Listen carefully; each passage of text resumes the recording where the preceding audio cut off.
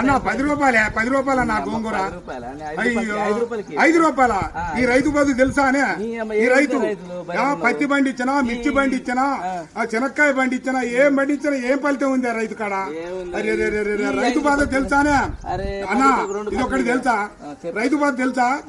నేను పంట పండించిన రైతు పత్తి ఏ ఫలితం లేకుండా రైతునయ్యి పుట్టినాను, రైతునయ్యి పెరిగినాను, రాయినయ్యి నేను పుడితే రంది లేకుంటుందునయ్యా. పత్తి పంట నేను ఏతే మిత్తి కన్నా ఎల్లలే.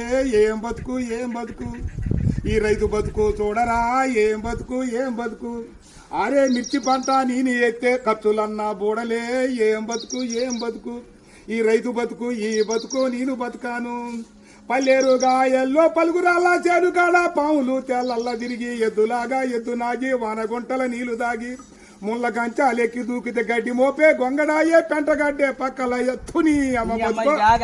ఏం బతుకు ఏం బతుకన్నా ఈ రైతు బతుకు ఏం బతుకు?